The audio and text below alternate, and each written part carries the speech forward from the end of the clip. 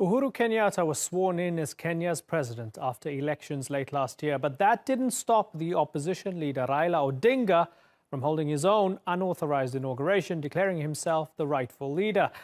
And if you're going to hold a ceremony, you need someone to officiate. That role fell to this man, Miguna Miguna, the lawyer for the opposition coalition NASA.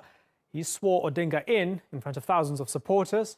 But it came at a high personal cost. Miguna was arrested, charged with treason, and then deported to Canada. Since then, a Kenyan court has reversed the ruling, and Miguna says he will now return to lead the mother of all liberation wars. Well, we're joined now by the man himself, Miguna Miguna, coming to us from Toronto. Sir, pleasure talking to you again. The mother of all liberation wars. Thank you. Tell me that's just sort of grandiose lawyer talk, and you don't actually mean a liberation war with violence on the streets. No, not violence, unless, of course, the illegitimate regime in Nairobi try to visit it on the people. I'm not a person who speaks emptily, and I think even the regime in Nairobi knows that.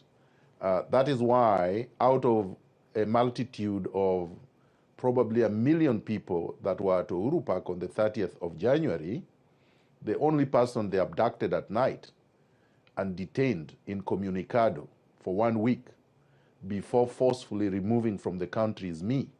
They know that I mean action and that I don't just talk.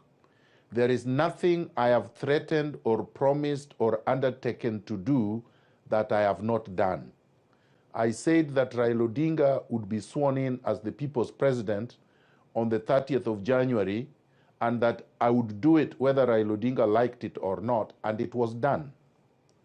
I then promised them that we would start a cavalcade of bonfires, banning Uhuru Kenyatta's portraits because he's illegitimate all over the country. And in panic, they decided instead to abduct me and detain me without trial. When are you going back? I will be going back next month. I'm going to start my global tour at the end of this week, which will take me to cities in Canada, the US, the UK, the mainland Europe, part of the Arab world, part of Africa, then back to Kenya. I should be back there by mid next month. Now, what's interesting is that we see this as a sort of David and Goliath. They charge you with treason. They kick you out of the country. You're against Kenyatta. You're against Jubilee.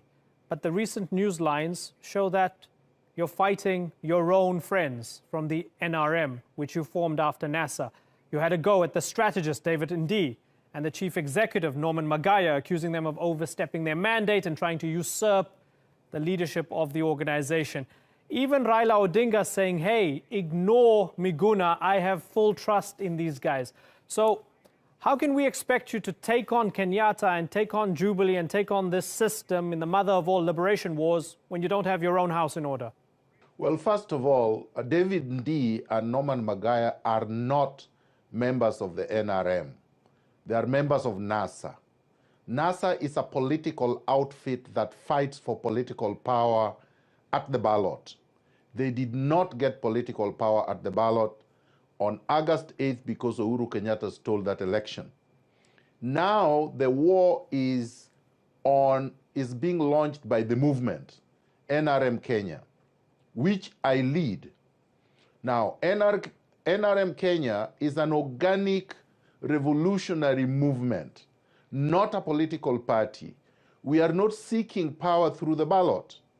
We are seeking power from the people directly through the exercise of their sovereignty on the streets. That will happen. I am not fighting David Ndii. I'm not fighting Magaya. I simply spoke the truth. Norman Magaya took 30 million shillings from Jubilee to drop the petition against the Nairobi governor who was not elected. That's a fact. Raila Odinga told me that. David Ndii opposed Raila Odinga swearing in my own house. I needed to be able to set the record straight because they were celebrating after I was arrested. You see, the problem with Kenya has been that we have fought liberation struggles through deception without integrity. I have decided, and members of the NRM have decided, that this war is going to be won through honesty, through truth, through integrity, and through courage, not deception, not lies. But did it having sting you? said that, Certainly. our enemy is Jubilee, the regime in Nairobi, not these other people. We just needed to set the record straight in our own house and then move ahead against the enemy. I understand that fully. And you say that the enemy is Jubilee and the enemy is Kenyatta. But as a result of you trying to set the record straight, I'm going to go back to this again. You have the man you swore in as the people's president, yes, Raila Odinga, who's saying, don't listen to Miguna, yes, don't listen to this guy, ignore him. Doesn't that sting? Listen, you ignore Miguna at your own peril. Raila Odinga knows that. It is easier said than done. The youth in Nairobi, the youth in Kenya are not going to ignore me. They listen to me. And they are not going to listen to anybody saying, ignore the person, the only person that validated Raila Odinga's victory, the only person that protected Raila Odinga from being relegated to the dustbin of history. Had Raila Odinga not been sworn in on January 30th, today we would have been singing dirges at Raila Odinga's funeral. Because of my courage, because of what I did, Raila Odinga has a lifeline politically. So there is no way that anybody is going to ignore me. I will not allow it, and NRM will not allow it. I'm interested to hear what you had to say, that you don't seek power through the ballot box and through people exercising their sovereignty on the streets. So let's think this through for a second. So you believe that your group should come to power as a result of, say, 1 million people on the streets. What happens if Kenyatta can get 1 million people to support him on the streets? So then you're just going to what? You're going to decide who takes over the country based on crowd sizes? Is that democratic? No, I think we have to be historical here. In the 90s, in the Philippines, the people power chased away the dictatorship of Marcos. It could have been earlier, but the people chased away Marcos' dictatorship on the street. In Burkina Faso, a few years ago, Compaore, a dictator, was chased away by the people on the streets. It is not new.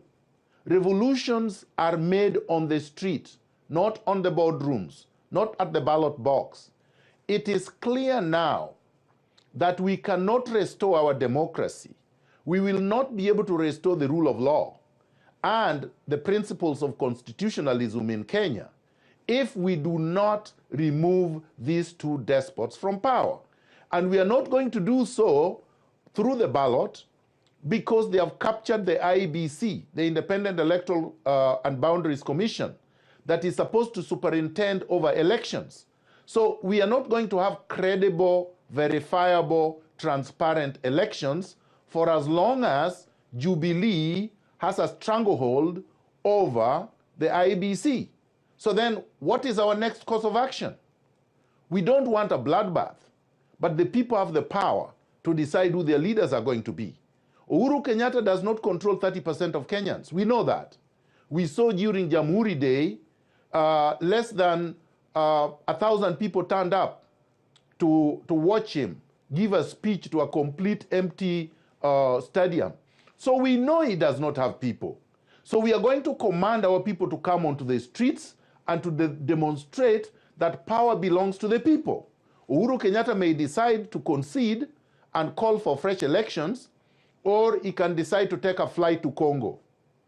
Okay. The choice is his. Miguna, we're looking forward to following Kenya's story and your story as well. I hope you'll talk to us again in the not too distant future and keep us updated on your movements. For now, thank you very much for joining us.